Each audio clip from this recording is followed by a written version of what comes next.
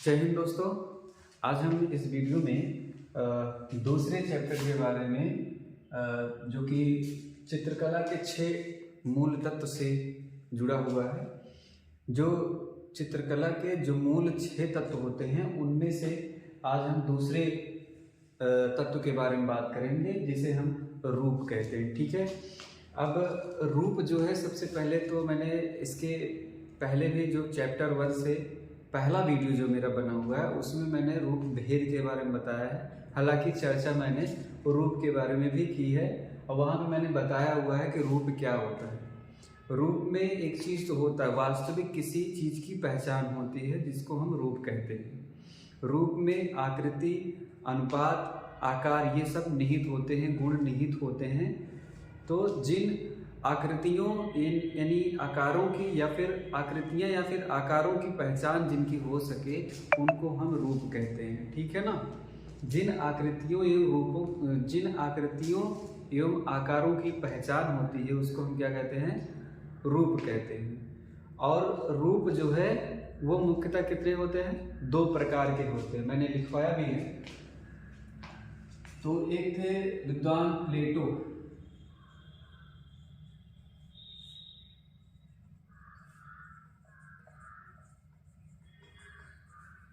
अनुसार रूप के प्रकार 2 होते हैं।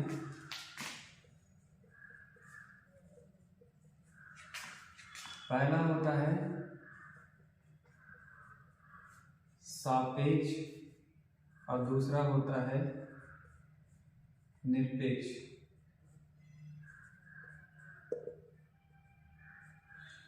ये प्लेटो ने बताया कि प्लेटो के अनुसार क्या है कि रूप कितने प्रकार के होते हैं। रूप होते हैं 2 प्रकार के, एक सापेक्ष होता है, एक निरपेक्ष होता है। अब सापेक्ष को और निरपेक्ष को हम कैसे समझें।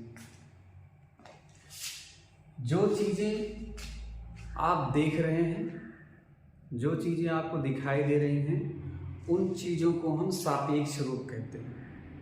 जो आपकी दृष्टि के सामने जो वस्तुएं रखी गई हैं, जो भी दृश्य आपको दिखाई दे रहा है, उन दृश्य को आकार के रूप में जब हम रूपबद्ध करेंगे तो उसको हम क्या कहेंगे, सापेक्ष रूप कहेंगे। ठीक है ना। सापेक्ष रूप उसको कहेंगे। निरपेक्ष रूप जो है वो होता है जो सामने ना हो, वो केवल जो है काल्पनिक हो, उसको हम निरपेक्ष रूप कहते हैं। ठीक है। जैसे आप जब इंसान का चेहरा बनाते हैं या इंसान का चित्र बनाते हैं तो ये काल्पनिक भी हो सकता है, क्योंकि आपको पता नहीं है हम किसका चेहरा बना रहे हैं। जब हम किसी का चेहरा देखकर नहीं बनाते हैं तो वो काल्पनिक चेहरा ही बनता है, जिसको हम क्या कहेंगे, निरपेक्ष रूप कहेंगे। ठीक है।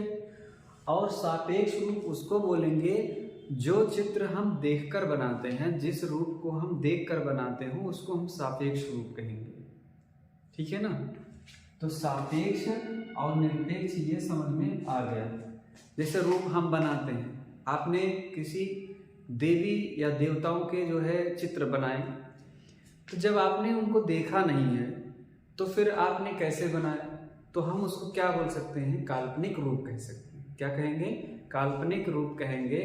बाकी जो चीज हम देख रहे हैं, जिनको हम देखकर बनाते हैं, वो है सापेक्ष रूप। इसके बाद हर विद्वान ने अलग अलग तरीके से 2 ही रूप में बांटे हैं। ये भी ध्यान रखना है, रूप हमेशा सदैव 2 ही प्रकार में बटेगा, 2 ही भेद हो सकते हैं।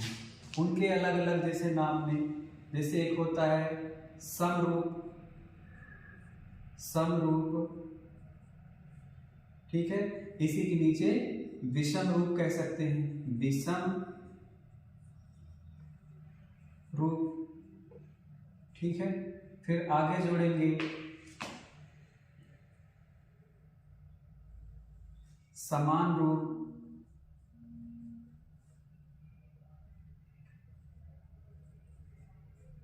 असमान रूप।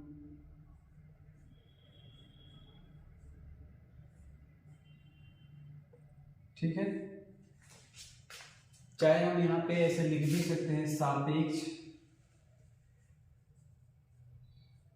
यहाँ पे निरपेक्ष,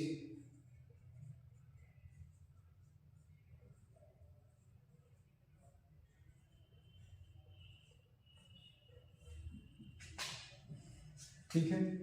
चाहे आप उसे समरूप कहें या समान रूप कहें या सापेक्ष रूप कहें, फिर दूसरी जगह पे विषम रूप कहें या असमान रूप कहें या निरपेक्ष रूप कहें, ठीक है। ये दो ही प्रकार में बटेगा, रूप जो है दो प्रकार में विभाजित हुआ है।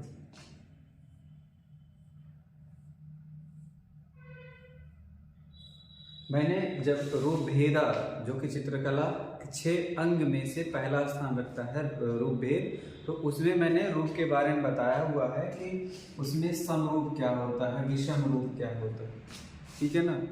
जैसे आपने एक गेंद बनाया, तो गेंद जब बनती है वो गोला ही होता है गेंद।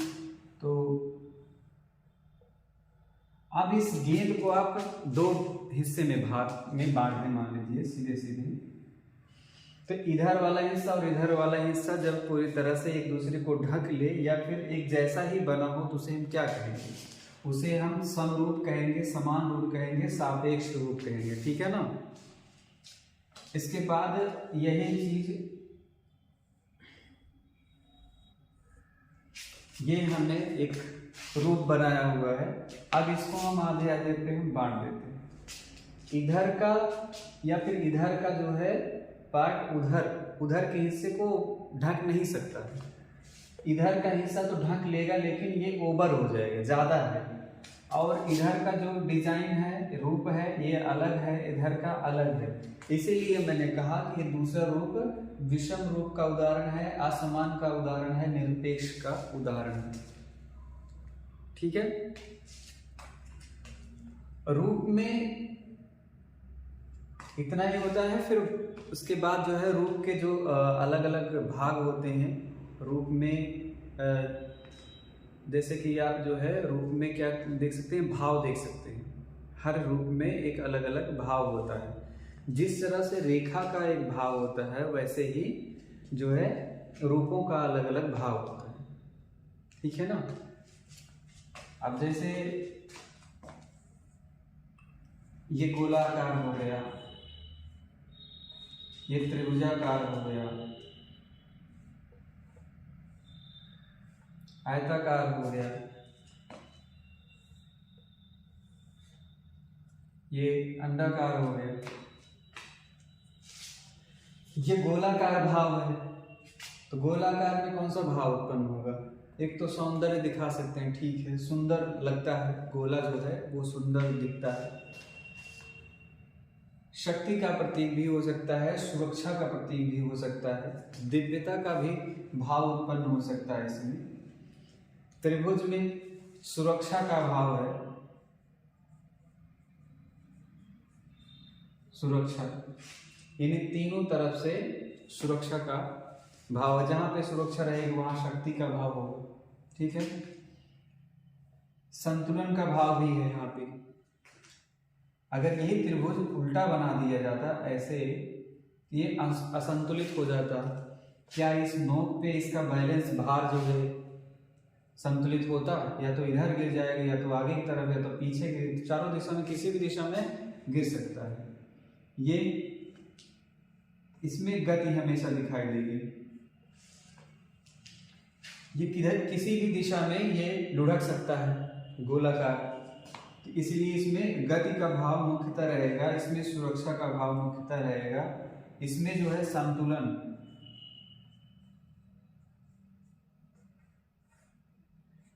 आयत में क्या होगा कि संतुलन का भाव हमेशा निहित रहेगा।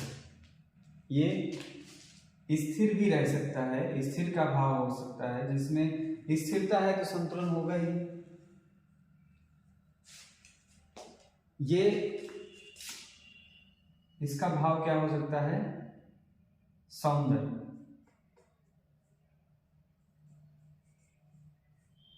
सुंदर,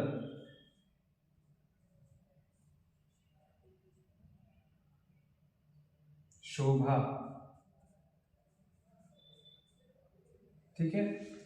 अंडाकार जो रूप बनता है, जब आप किसी वृत्त में कोई चित्र बनाएंगे तो गतिशील लगेगा, या इसका आकार जब गोलाकार रहेगा तो गतिशील होगा, त्रिभुजाकार रहेगा तो सुरक्षा का भाव उत्पन्न होता है, इसमें संतुलन का भाव उत्पन्न होता है, और अंडाकार रूपों में सौंदर्य का भाव उत्पन्न होता है, सुंदरता का भाव यानी और शोभा बढ़ाने में भी इस आकार का महत्वपूर्ण योगदान। बस ये रूप में बहुत बड़ा चैप्टर ये नहीं था। रूप को समझने की सबसे पहले तो अब रूप जो है क्या होता है, अरूप रथ क्या होता है, मूर्त अमूर्त क्या होता है, ये सब सारी चीज़ें मैंने उस वीडियो में बताया हुआ है, तो उसको आप देख लीजिए अगर यहाँ नहीं समझ में आ रहा है। तो मैंने यहाँ पे क्या किया है कि प्लेटो के अनुसार मैंने रूप का विभाजन कर दिया है। रूप की डिफिनेशन मैंने बता दी, जहाँ पे जिस आकार की कोई पहचान ना हो सके उसको हम क्या कहेंगे, अरूप कहेंगे। जहाँ पे जब किसी की पहचान नहीं होती है तब हम अरूप कहेंगे, अगर उसकी पहचान हो रही है तो हम तो उसको रूप कहेंगे। ये गोला है, पहचान तो हो ही रही है, तो इसका मतलब ये क्या है, रूप है। त्रिभुज है, रूप ही है, जब इसका नाम पता है। ये आयत है, रूप है, ये भी रूप है अंडाकार। लेकिन ये कहाँ है, ये तो रूप नहीं है, इसको हम अरूप बोलेंगे, अब्स्ट्रैक्ट बोलेंगे, अमूर्त बोल सकते हैं, ठीक है ना। इसे हम रूप नहीं, इस तरह का कोई रूप होता है, इसकी पहचान करो क्या है ये बनो। इसलिए जिसकी पहचान नहीं हो सकती, जिसकी वास्तविक पहचान नहीं होगी वह अमूर्त होगा, और जिसकी पहचान वास्तविक पहचान होगी वो रूप होगा, ठीक है। और मिलते हैं अगले वीडियो रंग या वर्ण के नए वीडियो के साथ अगली वीडियो में। तब तक के लिए जो है धन्यवाद।